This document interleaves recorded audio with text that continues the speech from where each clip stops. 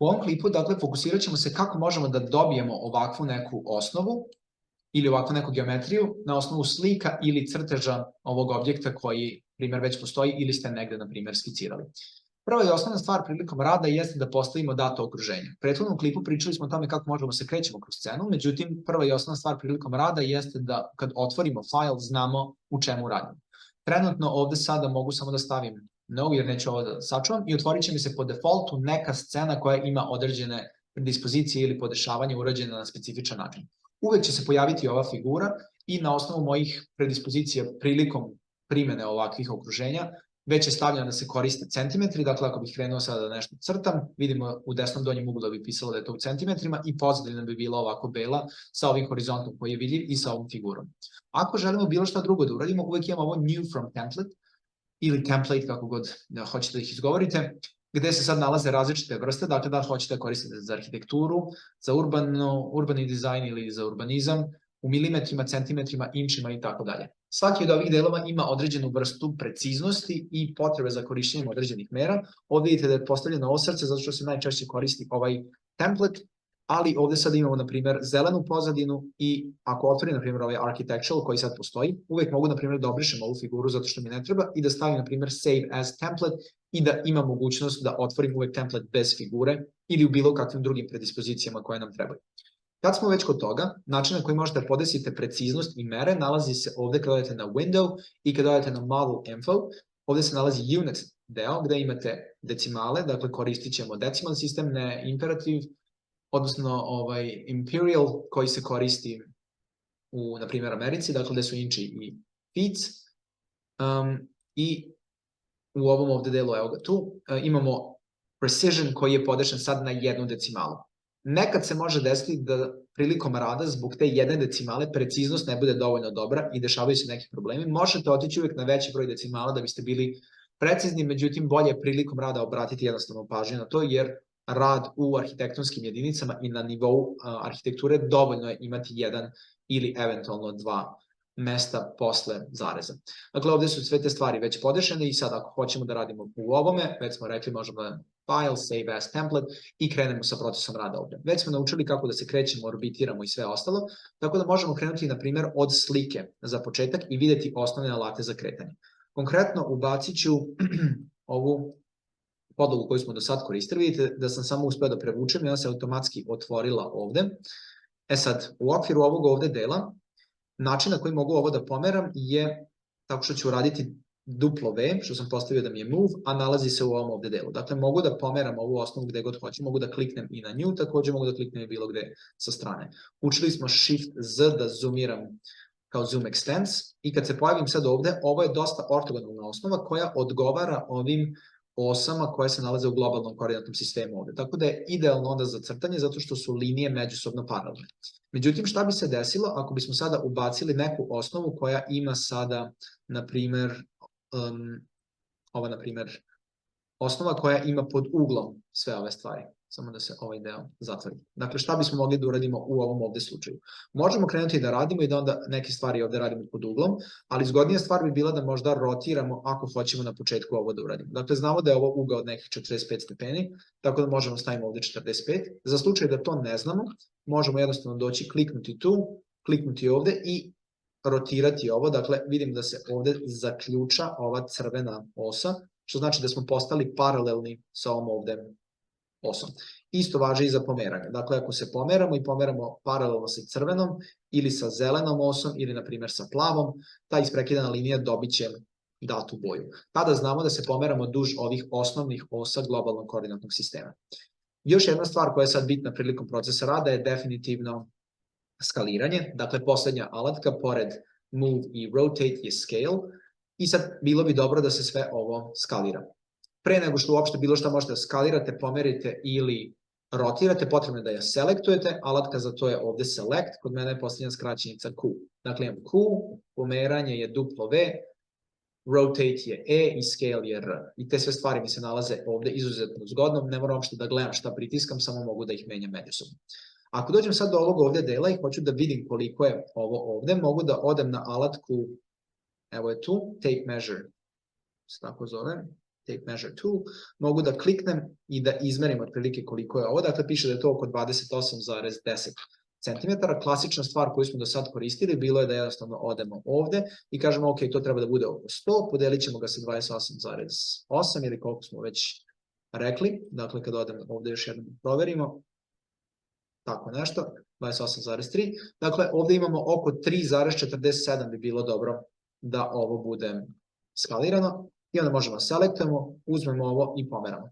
Ako sada uzmem da pomeram za krajnje stvari, s obzirom da je ovo 2D, imam samo 8 ovih tačaka, sve tačke koje su na ćošku, uticat će na to da ovo bude uniformno skaliranje, što znači da će se sve tačke međusobno skalirati jednako. Međutim, ako uzmem ovako i radim, ovo će biti neuniformno skaliranje, dakle samo tačke duž ovog pravca će se skalirati, dok će ostali ostati na istom mestu. Kada već radimo skaliranje, možemo da uključimo i control, što znači da ćemo raditi skaliranje iz centra. U tom momentu možemo samo da posmatramo šta se dešava sa scale faktorom u desnom donjem uglu, gde trenutno piše da je to 1,5 i možemo otprilike onda da namincamo toliko koliko će nam trebati. Dakle, malo pre smo imali nešto oko, najmo još jedan, dakle 100 podeljeno sa 28,3, imali smo oko 3,53. Dakle, ovde sad ne mogu dok pomeram da još ukucam 3,53, nego moram da namincam ako koristim kontrol, dakle ako radim iz sredine. Međutim, ako radim skaliranje ovako što kliknem samo i pomeram, onda mogu bez problema da ukucam 3,53 i ovo će se povećati ovde. Dakle, sada ako proverimo sa tape measurement, možemo da vidimo da je ovo otprilike oko 100, koliko smo i ranije radili. Postoji još jedan mnogo praktičniji način, na primjer ako dođemo sada ovde i posmatramo, ajde vidimo neka opet vrata koja tu postoje, evo na primjer ova ulazna vrata, izmerimo koliko je ovo, dok je selektovana slika, dakle, izmerimo ovaj ovde deo i kliknemo. Dakle, završili smo merenje i on nam kaže, to je 18,7. Dakle, još jednom, ako kliknem i izmerim ovo, on mi kaže, to je 18,7. U tom momentu ja mogu kažem, može to da bude 100, enter, i on će mi reći da li hoću da resajzujem ceo model. U tom momentu, ako je sve što je u modelu ne skalirano adekvatno, mogu da kažem yes, suprotno mogu da stavim no.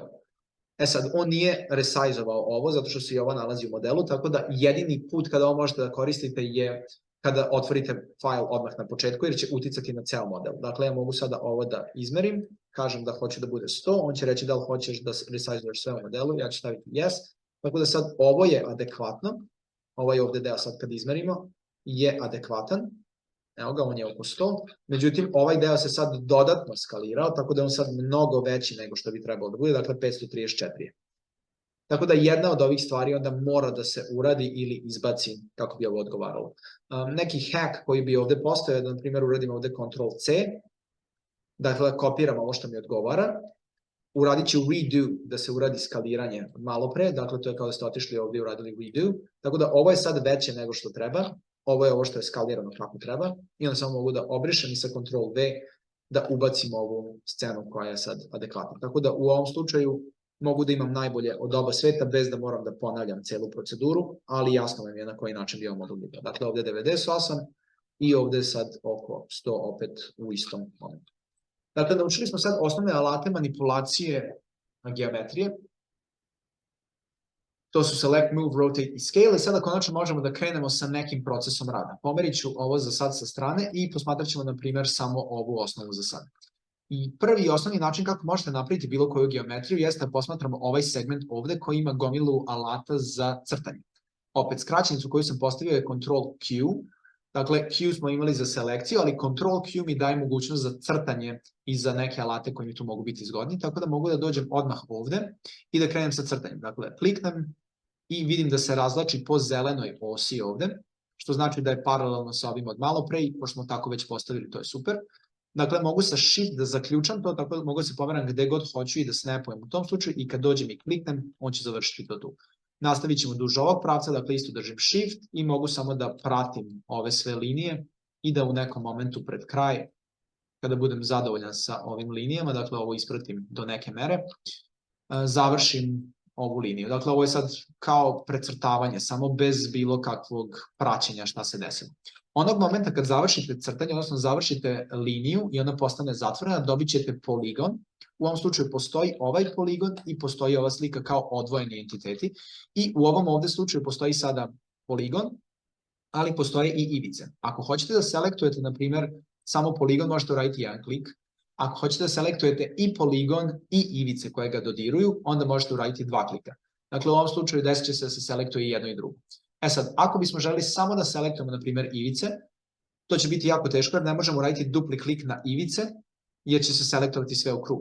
Nego, možemo da selektujemo sve sa duplim klikom i onda da koristimo Shift ili, ajde da se vratimo na to, dakle, ako koristimo Shift, možemo da dodajemo ili oduzimamo iz selekcije. Dakle, u ovom slučaju mogu da dodam, odnosno da oduzmem ovo ili da dodam šta mi je potrebno. Isto važi i za selekciju od ranije. Ako prevlačimo sa leva na desno, onda sve što upadne u selekciju će biti selektovano. Ako selektujemo s desna na levo, sve što dodirne. Dakle, kad posmatraš ovde, vidiš da je ovaj pravugaonik ispunjen linijom, tako da sad, na primjer, ako držim Shift, odselektovaću ove ovde delove. Ako opet držim, selektovaću ih. Ako idem s desna na levo, sve što dodirnem će biti odselektovano. Dakle, sad se ovo promenilo od malo pre jer je dodirnuo samo to. Dakle, ova neka postavka. E sad, u ovom slučaju nije možda najbolje raditi ovako samo precrtavati, dobro je imati neke linije ispoštovane, to može da se uradi opet na dva načina. Prvi način bi bio da jednostavno krenemo sa procesom rada, dakle ovde sam opet radio Ctrl Q, krenem ovde sa procesom, krenem da crtam, dođem do nekog dela, dakle evo ovde, i onda kada mogu da odem u top view, na primjer da isključim perspektivu da bi mi bilo lakše da radim, i sad kad dođem ovde negde, mogu da se snapujem za ovaj ovde deo. Trenutno ovde to nije postavljeno, ali prilikom rada dobro je da imate iste pravce, dakle mogu ovde da završim to, odem negde tu, i onaj deo gde će se to najviše iskoristiti je, na primjer, ovde. Dakle, kada sad ovde dolazim, odavde do ovde, bilo bi dobro da se to zakači, jer taj deo jeste isti. Dođemo negde ovde, sa Shift Move, i ovde da završimo, tako što držimo Shift i snapujemo se za ovaj deo. I dobili smo sad model koji ima pravce definisane. Dodatni način kako to može da se reši je da, na primjer, uzmete ovaj Protractor tool i da nacrtate te linije koje su vam potrebne. Ja ću opet otići Top View, ZS, odnosno, pardon, Shift Z da se uradi Zoom Selected, i ovde ću sad napraviti, na primjer, ivice koje hoću da budu ovako poravnate i, na primjer, od ovog ovde dela da imam ovde pravac ili, ajde, bolje ovde dole, zato što ćemo taj deo koristiti. Tako da sad kad krenem da radim, na primjer odavde, mogu samo da idem duže ovih linija i ne moram uopšte sada da pratim da li će se to snapovati, jednostavno siđem samo do dole u ovom slučaju i nastavim dalje raditi. Dakle, nekad je dobro postaviti te pomoćne linije, to smo imali i prilikom rada tamo u AutoCAD-u. Dakle, imali smo mogućnost da postavimo neke vodilje. Morate uvek koristiti Shift i srednji klik da biste mogli ovo da pomerate. I sad, ako ovo baš nije najbolje urađeno, možemo koristiti neki od alata za manipulaciju geometrijom. Dakle, ovde definitivno ne možemo ovo pomerati, dakle ne možemo pomerati jednu tačku, to je jedan problem, ali možemo povući pravu liniju i obrisati ovaj ovde deo. E sad, što se tiče brisanja, ovaj ovde segment može da se obriše tako što ćemo raditi samo delete, dakle selektujemo šta hoćemo i delete, ali ono što je mnogo lakše da koristimo gumicu. Kod mene je to postavljeno kao Shift i E, zato što mogu da koristim opet neki od osnovnih alata i asocira me na eraser tool, odnosno na gumicu, tako da sad kada kliknemo ovde možemo da obrišemo ove stvari. Možemo samo paziti da ne selektujemo ili ne obrišemo i ove ovde linije, ali ako hoćemo da se one sklone, možemo samo da odemo ovde gore i stavimo ovo guides da bude isključeno, tako da mogu da ovo obrišem i da vratim ove linije. Dakle, to je kao da smo radili one lejere, napravili pomoćne linije i uspeli da ih sklonimo. Kad smo već kod toga, možemo taman da se pozabavimo i lejerima. U novim verzijama ovo se zove tag, ali u suštini predstavlja način kako možete da geometriju svrstavate u određene grupe za lakši rad kasnije. Naprimjer, ovo ovde bi mogli sada da budu zidovi, tako da mogu jednostavno samo da kliknem ovde i stavim zidovi i prebacimo u geometriju to. Kako se radi prebacivanje? Tamo ste imali samo mogućnost da selektujete i kliknete na to, međutim ovde morate da definišete za svaku geometriju šta je. Dakle, ovde imamo ovu geometriju, ona se trenutno nalazi u layeru 0 i ovde moramo da vršimo tu promenu. Dakle, ovde moramo da odemo na zidove i da ovaj deo sada promenimo i onda ako hoćemo da isključimo, to će jednostavno nestati. Na taj način sada ova geometrija blokira deo slike, tako da ako bismo sad, na primjer, uzeli i pomerili ovo, dakle prekrili, na primjer, ovu geometriju, ne bismo videli gde tačno idu vrata, ili ako bismo pomerili ovaj deo, ne bismo videli gde se trenutno nalaze vrata, jer smo prekrili ovom geometrijom. Najbolji način da izađemo na kraj sa ovim je, na primjer, da uradimo F2, jer smo učili da je to onaj X-ray view, ili, na primjer, da uradimo F3, pa smo onda u wireframe modu, sa Shift F3 ću vratiti to nazad, i sad ovde kad smo na F2, jednostavno možemo da isečemo delove koje hoćemo, dakle, evo, na primjer, dođemo tu i tu, i onda smo presekli ovaj deo bez da smo morali da sad gledamo gde se otprilike to nalazi, odnosno da ovo pomeramo ili sakrivamo. E sad, ovo je neki standardni način rada, vratit ću se ovde na perspektivu, gde se ubaci slika i onda se samo koristi olovka da se svi ovi delovi nacrtaju, zašto je potrebno dosta vremena. Neki lakši način, posebno po pitanju dobijanja ovih vizura ovde, bi podrazumevao da uzmemo ovu sliku i da automatski je explodujemo, dakle ovo stavimo desni klik explode. E sad, nekad će se desiti da kad ubacite sliku gde ih ima gomila, ovako će nestati, tako da možemo da probamo ili da ubacimo sliku ponovo ili da otvorimo file iz početka gde nema puno ove geometrije. Ajde da probamo samo da uradimo ovo sa slikom, dakle kad prevučemo ovde i kad uradim ovde explode, isto se dešava, tako da probat ćemo sada da uradimo file i new i otići ćemo na ovaj architectural koji inače koristim svaki put. Ovo za sad nećemo sačuvati, nismo ništa puno radili i sad ćemo prevući ovu sliku, prevučemo taj deo i sad u novom fajlu ovo bi trebalo sa explode da radi, dakle vidite razliku i to nekad može da se desi, zato smo pokazali ovde jedan i drugi primer. Dakle, evo je slika koja je bila ubačena kao grupa neka, eksplodovali smo je tako što smo radili desni klik i explode i sada je ovo kao rectangle koji ima primenjenu geometriju na sebi. Ako sad ponovimo istu proceduru od malo pre, dakle ovde sada krenemo opet sa scale delom, dakle skaliramo ovo sa ovim protractor tool, proverimo koliko je, dakle 13,7 i kažemo da hoćemo da bude 100, resizujemo ceo model, dobili smo ovo sve što nam je potrebno i sad krenemo sa procesom rada, dakle ovde nacrtamo, ajde otići ćemo ovde od gore, nacrtamo ceo ovaj segment. Dakle, ista je procedura da mora da se crta sve ovo. Uvijek može da se pomeri kasnije, tako da ako uradite nešto što nije baš najbolje, možete da se vratite na to, nije sve izgubljeno.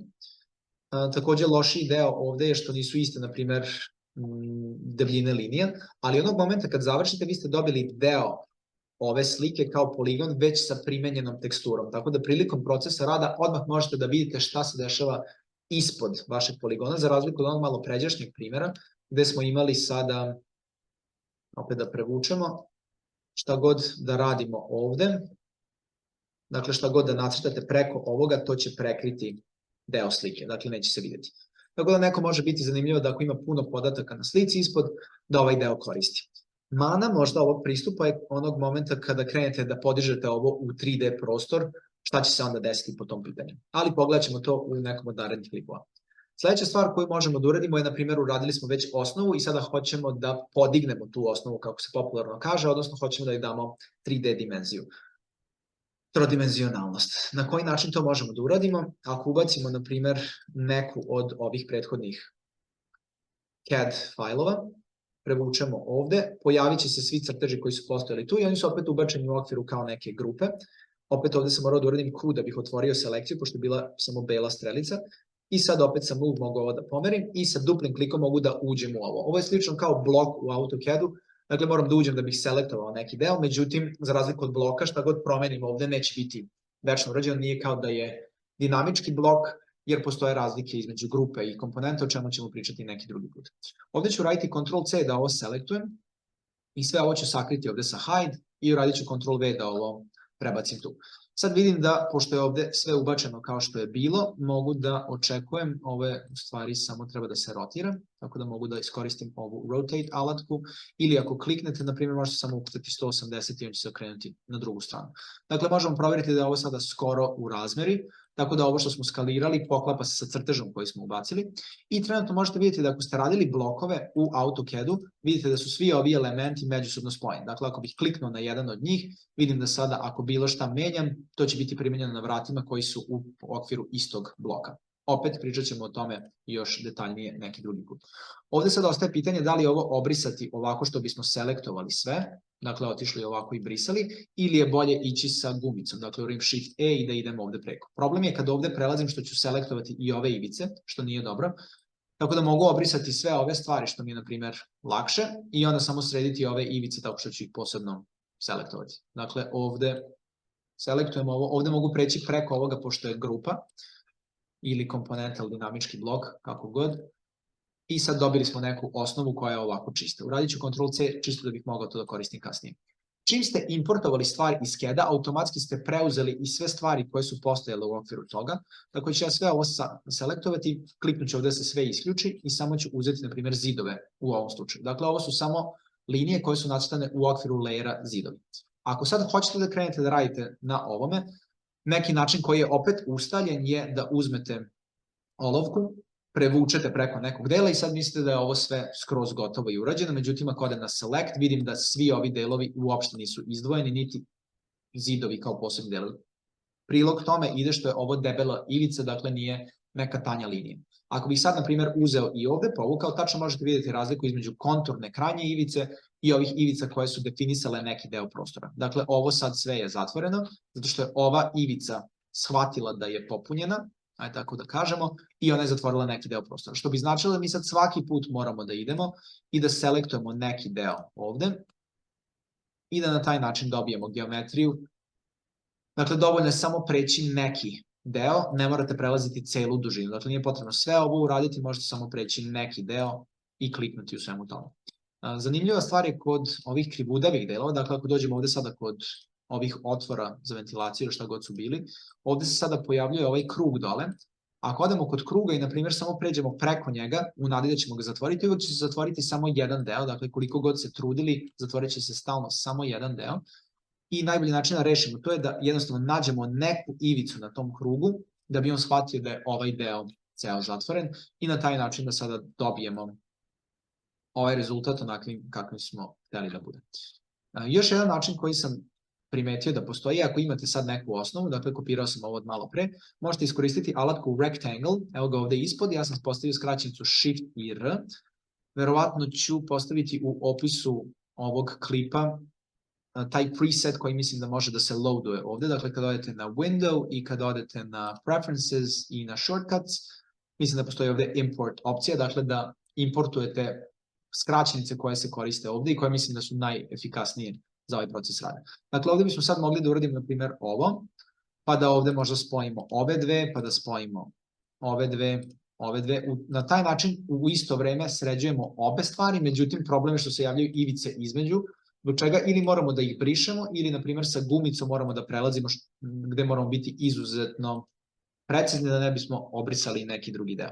Dakle, jeste da se uštedi na vremenu time što se dve muve jednim udarcem urade, ali problem je što kasnije mora da se briše. Tako da, ko ne plati na mostu, plati na ćupriji, kako kažu. Tako da u ovom slučaju sad u nekom momentu potrebno je ovo dobiti, što je kompleksnija scena, to ima više posla. Međutim, postoji još par pristupa koji su ovde zanimljivi i koje mogu da pokažem.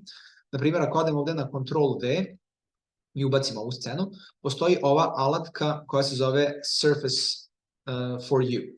Nalazi se u okviru ekstenzija, tako da kada odete, na primjer, na Window i na Extension Manager, ako imate neki nalog već ubačen, možete staviti ovde Install Extension i ako ste preuzeli taj file offline, dakle niste ga ovde sa sign in odlučili šta ćete da uzmete, možete da ga instalirate. Najbolji način da to uradite je da, na primjer, odete na ovaj Surface for You site, ovde se negde nalazi, možete preuzeti download Google Drive, taj RBZ file, za Make Surface i onda pogledati. Kod njih, kada odete ovde, sad kada odem na Click Here, primetit ćete da postoji razni dodaci, odnosno ekstenzija za to. Taj koji nama treba je ovaj Make Face, dakle Surface for You Make Face. Imate više info ovde i kako se koristi, međutim problem je što ovde ispadne kao da se to plaća, iako na većini stvari stoji kao da je besplatan.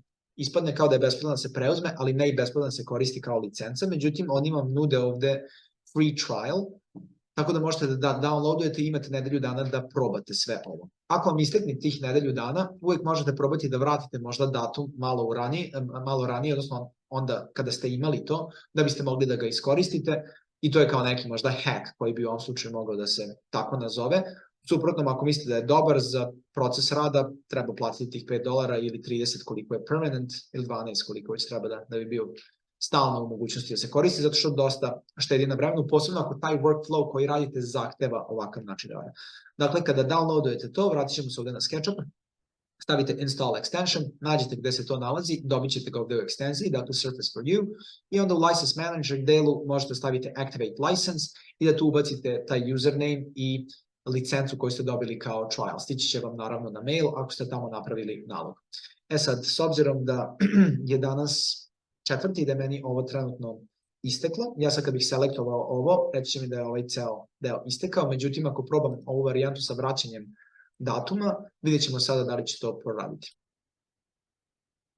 I sad kad je vraćen datum, mogu da probam ovo da iskoristim i vidim da će raditi, tako da na taj način to je kao neki hack, ali već smo rekli, ako ćete ga koristiti ovako u edukativne svrhe i za učenje, dobro je, ako ćete ga već koristiti u procesu rada, bolje je onda platiti i koristiti nešto zvanično, odnosno ne nalaziti neke rupe u sistemu. Dakle, vidite sad koliko je ovo jednostavno, dakle Surface for You kao ta dodatna alatka vam omogućava da se automatski ovo sve uradi, koliko god scena bila složena, uključujući i ove delove ovde.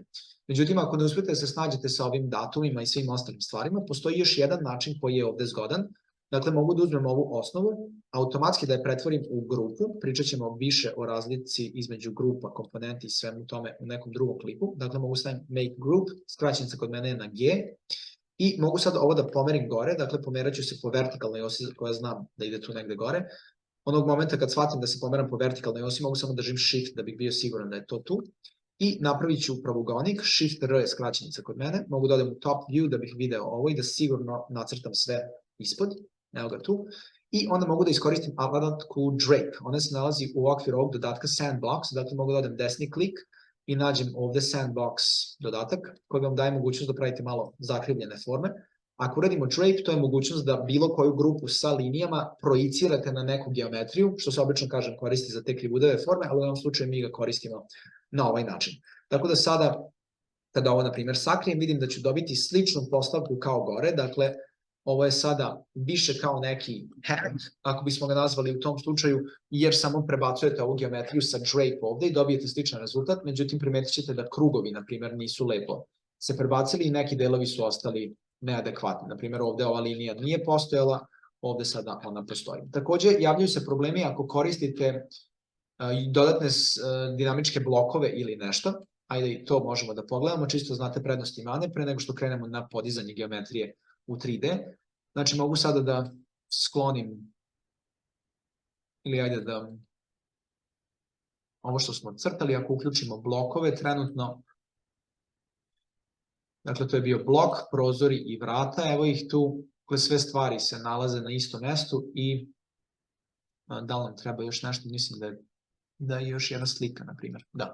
Dakle, ovi elementi se sad nalaze tu i oni su u nekim blokovima. Ako bismo sada hteli da napravimo geometriju od ovoga konkretno, dakle, mogu da uzmem Ctrl V, evo ga ovde, nemam ništa u sceni. Ako sad uzmem i iskoristim ovo Surface for You, dobit ću isto kao malo pre, zato što ovi blokovi ne čine osnovni deo te grupe. Tako da ako bih hteo da se sve ove stvari međusobno spoje, morao bih da explodujem ovo, koristili ste to i u CAD-u, i onda, na primjer, da iskoristim to Surface for You, i onda će se uraditi u većini stvari, dakle, svi ovi delovi će međusobno biti uzeti u obzir. E sad, ako pomislite pa dobro, što ne bi to moglo se iskoristiti i sa ovim Drape alatom ovde, hajde i to da probamo. Dakle, evo ga opet ovaj ovde deo. Evo je opet cijela scena koja je eksplodovana, napravit ćemo grupu od nje, pritisnuo sam samo G, odem ovde, podignem ovo gore i uradim Drape. I ovde će se pojaviti sada problem, dakle ovo će opet sakriti sa Hide, jer nisu sve stvari urađene adekvatno. Dakle, vidimo da je ceo segment ostao tu, ovde je neki zid urađen, postoji nešto od vrata, međutim ovaj deo i dalje spada tu. Postoje različiti nivoi načina rada, layeri i sve ostale stvari, zbog čega ovo ne ispadne baš najbolje, tako da taj Surface for You sigurno rešava sve stvari, međutim problem je oko licence nekada, a ovo sa Drape radi ako radite sa jednostavnim stvarima kao što smo pokazali u jednom od ovih delova.